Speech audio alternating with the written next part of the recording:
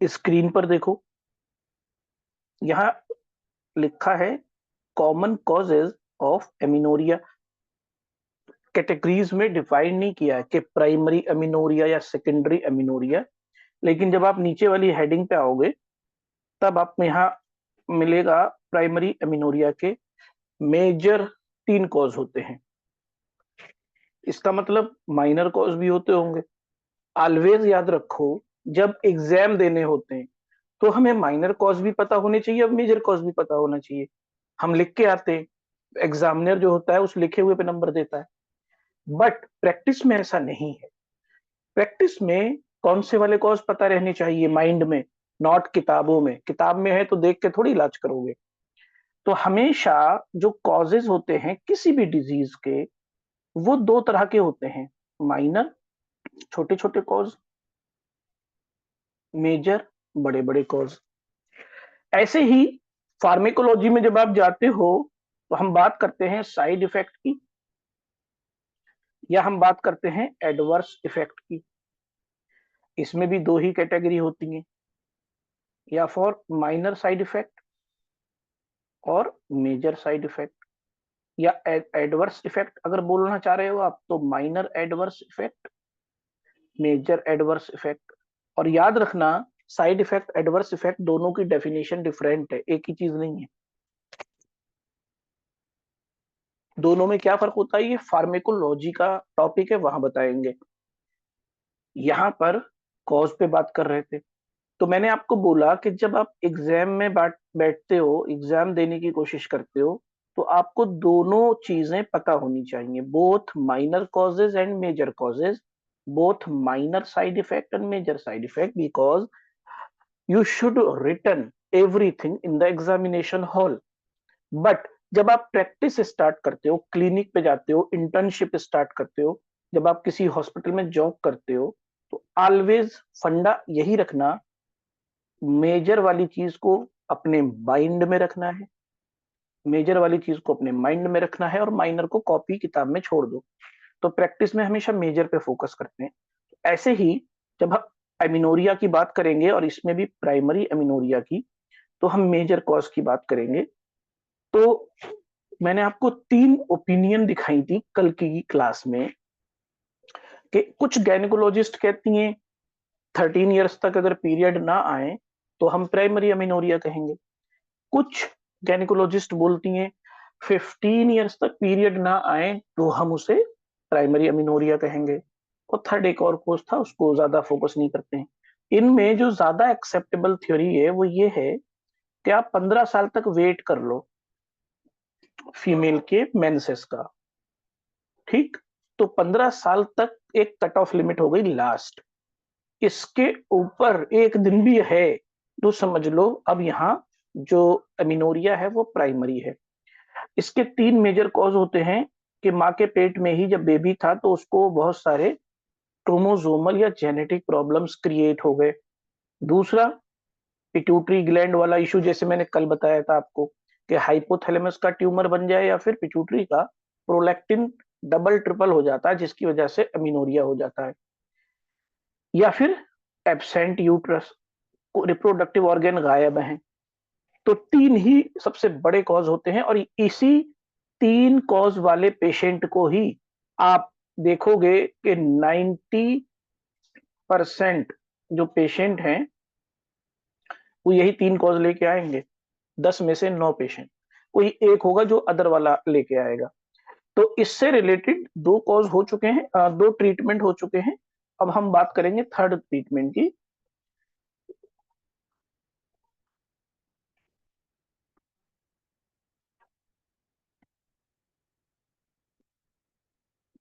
तो case number 3,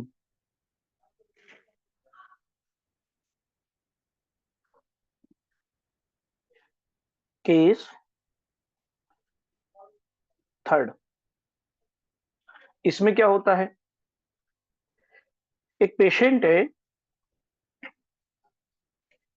जब वो आपके पास आती है, आपने उसका चेकअप के लिए क्या लिखा था, ऊपर से लेके चलना, सीरम PRL। आपने कहा मैं कुछ चेकअप लिख के दे रही हूँ, इसको जाके कराओ और चेकअप करा के मेरे पास वापस आना। तो सीरम पीआरएल कल के केस में हुआ था, एक तो आपने ये जांच करवाई थी, सेकंड नंबर पे आपने सीरम का थायराइड स्टिमुलेटिंग हार्मोन वाला लेवल चेक कराया, सीरम टीएसएच। आज जो तीसरे केस में हम चेक कराएंगे, इन्वेस्टिगेशन कराएंगे, वो होगा सीरम एफएसएच लेवल,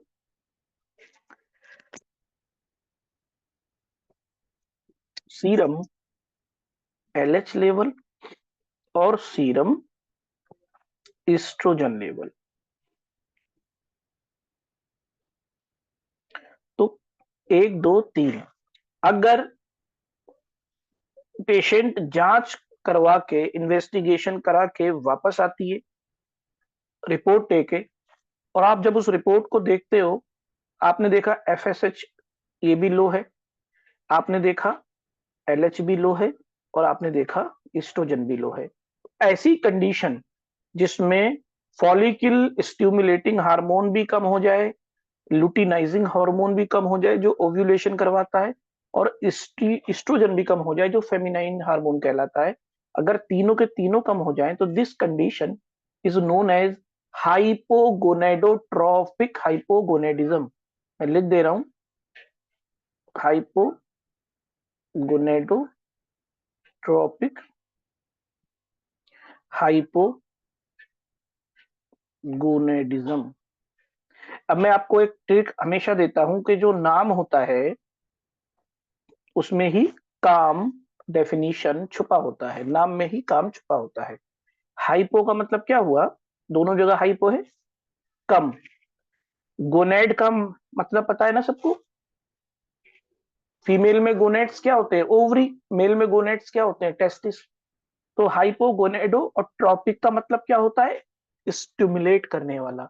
आप कॉमन सेंस लगाओ, आप में से अगर सबने एंडोक्राइन फिजियोलॉजी को बहुत अच्छे से पढ़ा है फर्स्ट ईयर में, तो जरा कॉमन सेंस से कोई बता सकता है कि हाइपोगोनेडोट्रोपिक में जो मैं ये ट्रॉपिक वाला सफिक्स बोल रहा हूं, ये कौन सी ग्लैंड से स्टिमुलेट करने वाले हार्मोन निकलते हैं हमेशा। उसको हम, अगर आपको याद नहीं आया तो फिर आप प्रैक्टिस नहीं कर पाओगे, समझ लो पहले। वेरी गुड, किसने पी लिखा है, नसीमा ने सही आंसर दिया है, pituitary gland. Thyrotropic hormone, thyroid stimulating hormone, है ना, निकलते हैं कि नहीं निकलते हैं। फॉलिकल स्टिमुलेटिंग हार्मोन, जितने भी स्टिमुलेट करने वाले हार्मोन हैं, एड्रीनो कॉर्टिकोट्रोपिक हार्मोन एड्रिनल ग्लैंड को स्टिमुलेट करता है, जाके जाओ भी हार्मोन निकालो। तो जितने भी स्टिमुलेटिंग हार्मोन या ट्रॉपिक हार्मोन हैं वो पिट्यूटरी से निकलते हैं। तो यहाँ ये का मतलब क्या हुआ, हाइपो कम हो गया है, ये वाला हार्मोन स्टिमुलेट करने वाला, जिसकी वजह से गोनैड भी छोटे हो गए, कम हो गए। बात समझ में आ गई। इस कंडीशन में क्या ट्रीटमेंट दोगे,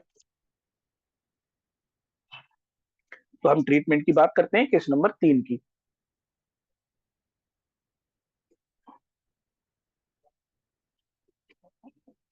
केस नंबर 3 में तीनों हार्मोन आपको मिलेंगे लो, फॉलिकल स्टिमुलेटिंग हार्मोन भी लो मिलेगा, और ल्यूटिनाइजिंग हार्मोन भी लो मिलेगा, एस्ट्रोजन भी लो मिलेगा। फिर कैसे ठीक करेंगे वो मैं आपको बता रहा हूं। सिंपली हम इनमें देंगे हार्मोन रिप्लेसमेंट थेरेपी। तो ट्रीटमेंट इसका क्या होगा, HRT, हार्मोन रिप्लेसमेंट थेरेपी। कौन से हार्मोन को रिप्लेस करेंगे, कौन सा हार्मोन यहां पर हम देना चाहेंगे, एस्ट्रोजन। तो एस्ट्रोजन की वजह से इसका नाम बन जाएगा ERT, एस्ट्रोजन रिप्लेसमेंट थेरेपी। अब ये देते कैसे हैं और किस रूप में देते हैं, तो मोस्टली एस्ट्रोजन पैच लगाते हैं। एस्ट्रोजन के पैच मार्केट में आते हैं, अभी मैं दिखा रहा हूं आपको, ठीक है, ये इसका इलाज हो गया। पैच के अलग अलग रेंज होती है, उसके अंदर पाए जाने वाले कंपोनेंट की मैं अभी दिखाऊंगा आपको। तो बात यहां तक समझ में आ गई है कि ट्रीटमेंट क्या होगा केस नंबर 3 का। और केस नंबर 3 में तीनों चीजें लो मिलेंगी, ये भूलना नहीं है, ठीक है, एफएसएच भी कम होगा, और LH भी कम होगा और ईस्ट्रोजन भी कम होगा। ये तीनों के तीनों कम होंगे, ध्यान रखना है, ठीक है। तो हार्मोन रिप्लेसमेंट थेरेपी में हम यूज करेंगे ईस्ट्रोजन का। और ईस्ट्रोजन किस रूप में देंगे? पैच के रूप में देंगे। कैसे होते हैं पैच देखने में, एक बार आप भी देख लो। ईस्ट्रोजन के पैच मार्केट में अवेलेबल है, आप अपने क्लिनिक पर रख सकते हो।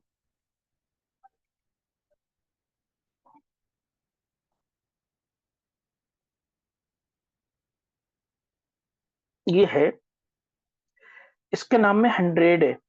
क्लियर? इसमें 100 क्यों लिखा है? क्योंकि जो कंटेन है इसके अंदर, कंटेंट, वो है एस्ट्राडाइऑल। एस्ट्रोजन को बोलते हैं, एक्टिव फॉर्म को बोलते हैं एस्ट्राडाइऑल। अभी सब लोगों को याद है E1, E2, E3 ऐसे करके मैंने याद कराया था, है ना? एस्ट्रोजन के रूप होते हैं ना, उसकी मैंने एक ट्रिक दी थी। एस्ट्रोजन कब कौन सा वाला पाया जाता है?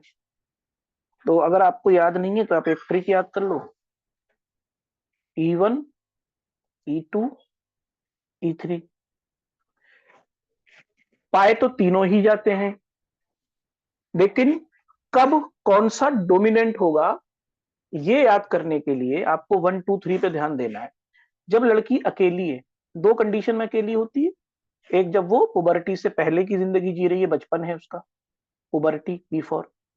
और एक बार उसका मीनोपॉज हो गया, अकेली रह गई, हस्बैंड बेचारा इंतकाल कर गया, एक्सपायर हो गया, तो मीनोपॉज। तो मीनोपॉज और पुबर्टी, पुबर्टी के टाइम पे तो शादी ही नहीं हुई होती है, तो बिफोर पुबर्टी और आफ्टर मीनोपॉज।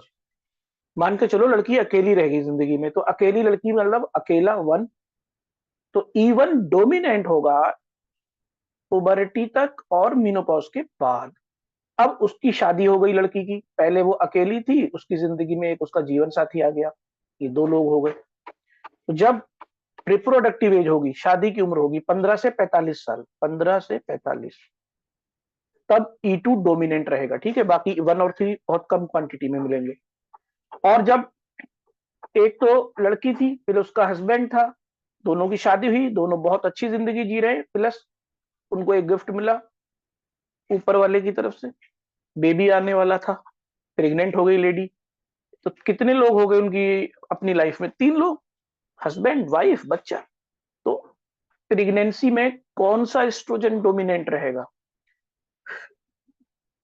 E3 वाला। अच्छा, इनके नाम होते हैं, जिसमें 1 है तो नाम में भी 1 होगा, जैसे एस्ट्रॉन, एस्ट्रॉन 1। जब इसकी स्पेलिंग आप चेक करोगे तो 1 के जो ट्रिक है ना, पूरी पूरी काम करेगी। जब आप देखोगे ये हार्मोन का नाम क्या है, तो अकेले वाले हार्मोन के नाम में 1 ही आएगा स्पेलिंग में। अच्छा, सेकंड वाले का नाम क्या होता है? Estradiol. तो इसमें लिखा हुआ है डाई, दो लोग, तो एस्ट्रा डाइऑल बोलते हैं इसको। ऐसे ही एस्ट्रोन बोलते हैं तीसरे हार्मोन को, एस्ट्रोन, एस्ट्रायल बोलते हैं, सॉरी, वो ऊपर वाला एस्ट्रोन है, एस्ट्रायल। इसका नाम ही है ट्राई, ट्राई मतलब 3।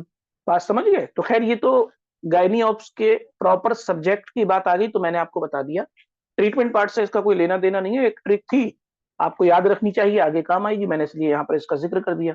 बाकी आप ट्रीटमेंट की तरफ पे आ जाओ वापस। तो मैंने आपसे कहा इसमें अच्छा कितने पैचेस हैं, आप लोग ढूंढो ना इसके अंदर, तभी तो आप सीखोगे। अभी प्रैक्टिस तभी तो होती है जब आप प्रैक्टिस करोगे, एटलीस्ट स्क्रीन पे प्रैक्टिस कर लो।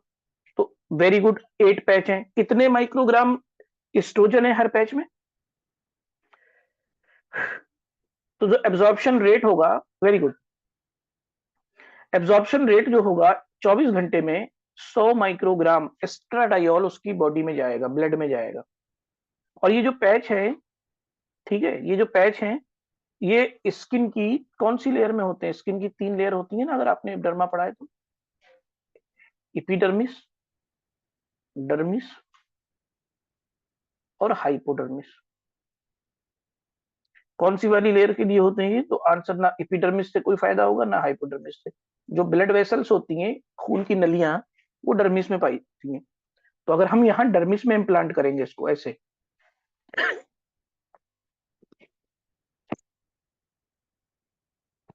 अगर हम डर्मिस में इम्प्लांट करेंगे तो ब्लड वेसल के थ्रू पूरी बॉडी में एस्ट्रोजन पहुंच जाएगा। तो ये इंट्राडर्मल पैच कहलाते हैं, ठीक है, इसीलिए इनका नाम इंट्राडर्मल होता है। तो drug releasing area 44 centimetre square patch का साइज है ये, ठीक है। तो जैसे 100 माइक्रोग्राम सीक्रेट करने वाले पैच भी हैं इसी नाम से, 50 माइक्रोग्राम सीक्रेट करने वाले पैच भी हैं, और 25 माइक्रोग्राम। तीन पैच बहुत बढ़िया आराम से अवेलेबल है। तो जिसके भी तीनों हार्मोन लो नजर आए आपको, तो ये पैच चिपका देना उसको, ठीक है, इंट्राडर्मल पैच, बात खत्म। नेक्स्ट केस नंबर 4 पे आते हैं।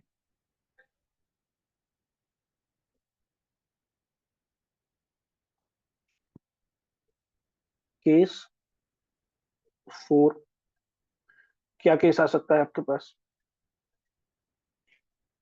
हो सकता है एक पेशेंट आए और उसमें एड्रीनल हाइपरप्लेजिया हो जाए, ठीक है ना।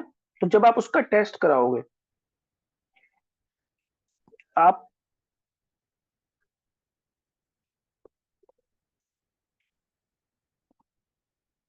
इन्वेस्टिगेशन को पर्चे पे शॉर्ट में क्या लिखते हैं, INV डॉट। ये आपका पर्चा है, पर्चे पे आप ही लिख रहे हो, तो उस पर एड्रीनल हाइपरप्लेजिया माइंड में रखा आपने।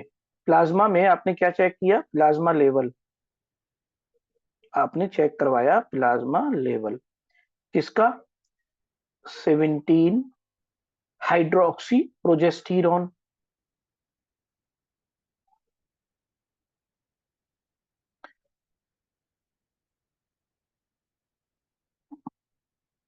17 हाइड्रोक्सी प्रोजेस्टीरोन, या तो ये बढ़ गया है, ये एलिवेट हो चुका है, या फिर ऐसा हो सकता है कि डी हाइड्रो इपी एंड्रोस्टीरोन बढ़ गया है। फिर से रिपीट कर दे रहा हूं शॉर्ट फॉर्म को,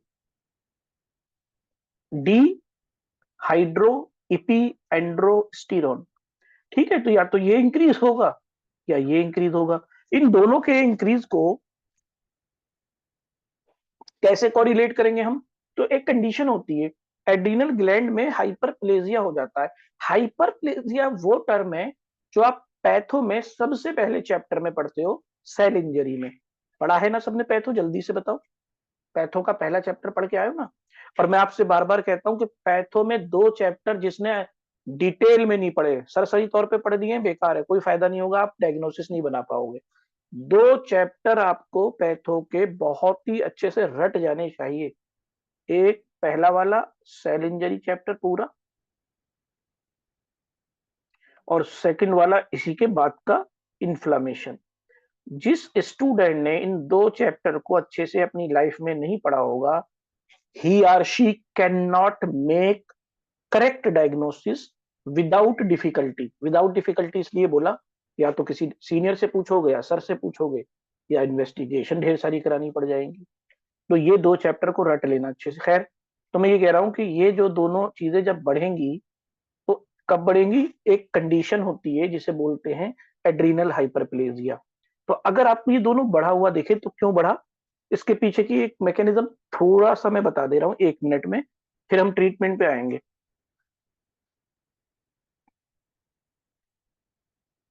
ये आपके सामने एड्रीनल ग्लैंड है। एड्रीनल ग्लैंड के 3 पार्ट होते हैं, जोना के नाम से, जोन को जोना बोल देते हैं, ठीक है। तो जोना के नाम से 3 पार्ट होते हैं, जोना, जोना, जोना। और याद करने के लिए याद कर लो जफर, जफर भाई को याद कर लो, ये हो गए जफर भाई। तो ये ट्रिक हो गई आपकी 3 जोन याद करने के लिए, बाहर से अंदर की तरफ अगर हम जाते हैं तो।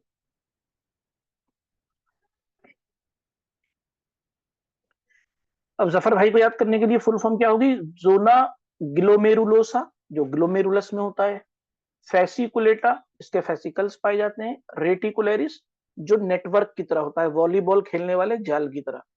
तो जैसे आपने वॉलीबॉल खेलते हुए लोगों को देखा होगा, नेट देखा होगा, जाल देखा होगा, तो जहां भी जाल जैसी कोई स्ट्रक्चर इस एनाटॉमी में पाई जाए, वो उसमें रेटिकुलरिस जरूर आएगा, ठीक है ना। जैसे रेटिकुलर डर्मिस, है ना, कोलेजन आपने पढ़े होंगे, yellow elastin fibre, reticular fibre, collagen fibre. तो प्रोटीन के नाम में भी रेटिकुलर आ गया। तो जहां भी मैट्रिक्स होगा, नेट होगा, वहां रेटिकुलर टर्म जरूर यूज होगा। तो यहाँ पर भी जो एड्रीनल ग्लैंड है किडनी के ऊपर होती है। इसमें 3 जोन होते हैं, तीनों को जोना जोना जोना कहते हैं। इनको याद मत करो, जोन को क्या रटना, वो तो नाम पता ही है आपको। आप रटो जफर भाई को। तो ग्लोमेरुलोसा, फेसिकुलेटा, रेटिकुलरिस, ये 3 जोन होते हैं। इनमें से जो ये रेटिकुलरिस होता है, ये सेक्स हार्मोन सीक्रेट करता है। रेटिकुलरिस, ठीक है। कि जब सेक्स हार्मोन सीक्रेट करता है तो कौन से हार्मोन सीक्रेट होते हैं? ये देखो, प्रिग्निनोलोन, ये प्रीकर्सर फॉर्म होती है। प्रिग्निनोलोन प्रीकर्सर फॉर्म होती है, जो भी मैंने 17 हाइड्रोक्सी बताया था आपको। और ये एड्रिनल ग्लैंड से सीक्रेट होते हैं। इनको हम एंड्रोजेनिक हार्मोन भी कहते हैं, मेल हार्मोन भी कहते हैं, ठीक है। 3 होते हैं, याद कर लेना। DHEA, डिहाइड्रो इपी एंड्रोस्टिरोन, टेस्टोस्टिरोन, एंड्रोस्टिरोन, ठीक है। ये तीनों होते हैं। अगर बाय द वे कभी इस हार्मोन के साथ सल्फर का मॉलिक्यूल अटैच हो जाए तो हम इसको DHEA सल्फेट कह देते हैं। तो कुल मिला के ये मैंने आपको मैकेनिज्म क्यों दिखाई, मैंने ये कहा कि जब भी पेशेंट आई और आपने टेस्ट कराया और उसका 17 वाला और DHEA बढ़ा हुआ मिला, तो इसका मतलब ये हुआ कि उसके अंदर मेल हार्मोन बढ़ गए। अब मेल हार्मोन बढ़ गए का सीधा सीधा अगर हम अपनी लैंग्वेज में बोले तो लड़की में लड़कापंती आ गई है। लड़की में कौन आ गया है? लड़का पंथी। मतलब क्या हुआ इसका? एक बात बताओ यार, अगर किसी फीमेल में मेल वाली चीजें बढ़ेंगी तो क्या मेल को पीरियड आते हैं क्या? सच बताओ ईमानदारी से, मेल को मेंसेस आते हैं? तो मेल वाली चीजें बढ़ेंगी तो और भी क्या भी बढ़ेगा, और कॉमन सेंस लगा सकते हो। दाढ़ी मूछ जैसे थोड़े से बाल उसकी बॉडी पे बढ़ जाएंगे, हेयर हिरसुटिज्म कहते हैं उसको, है ना। बॉडी पे बाकी का वैक्सिंग कराती घूमेगी बेचारी। और किसका फायदा होगा? वैक्स सेंटर्स जो होते हैं, सैलून जो होते हैं, उनका फायदा होगा। वो तो चाहते ही नहीं सबको हिरसुटिज्म हो जाए। उनका तो फायदा है ना, खूब पैसे मिलेंगे, बार बार वैक्सिंग करानी पड़ेगी। तो ऐसी बेचारी बदकिस्मत लड़की जिसके अंदर लड़कों वाले हार्मोन बढ़ जाए, उसको मेंसेस आने बंद हो जाते हैं, आते ही नहीं है। और जब नहीं ही आएंगे तो उसको हम प्राइमरी एमिनोरिया बोलेंगे। ठीक। अब सवाल है इसका इलाज कैसे करेंगे? बड़ा आसान इलाज है इसका, ठीक है। काम बड़ा खतरनाक हो रहा है एड्रिनल ग्लैंड के अंदर, इलाज बहुत आसान है। और आप जब नाम दवा लिखूंगा आप कहोगे अरे सर ये तो बहुत सी चीजों में दवा दी जाती है। तो ट्रीटमेंट इस केस का क्या होगा? फोर्थ केस का सिंपल ट्रीटमेंट। पर्चे पे लिखना कैसे, कल बताया था मैंने। आपने देखा होगा टैबलेट डेक्सा आती है मार्केट में, स्टीरोइड है, डेक्सामेथासोन आती है। आप में से बहुत से लोगों ने बेटनीसोल वेटनीसोल का नाम सुना होगा, डेक्सोना का नाम सुना होगा, है ना। वाइसोलोन का नाम सुना होगा, मिथाइल प्रेडनिसोलोन का नाम सुना होगा। तो ये सब स्टीरोइड्स होते हैं। तो इसका इलाज बहुत आसान है। इसमें करना बस इतना है कि आपको डेक्सा का फार्मूला याद रहना चाहिए। कौन सा वाला?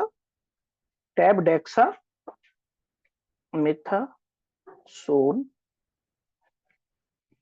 जो आधा mg वाली टैबलेट आती है मार्केट में, ये मिलीग्राम में है, माइक्रोग्राम में नहीं है। इसको आप कैसे देंगे?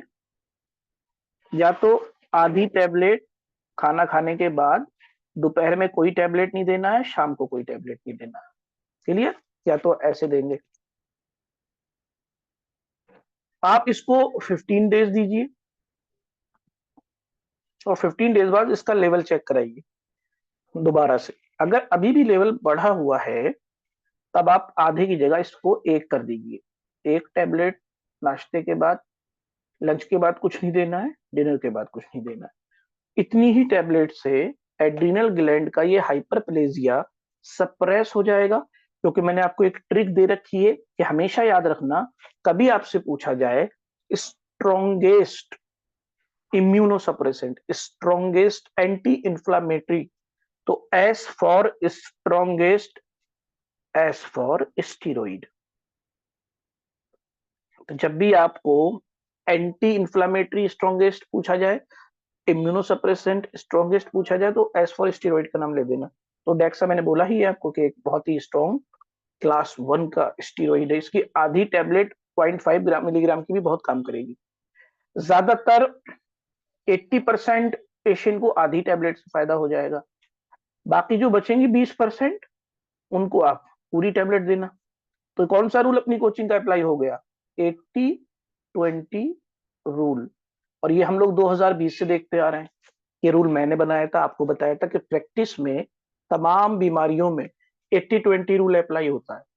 यानी 10 में से 8 पेशेंट आधी टेबलेट से सही होंगे और बाकी के 2 पूरी टेबलेट से। तो ये केस नंबर 4 था जो मैंने आपको बताया।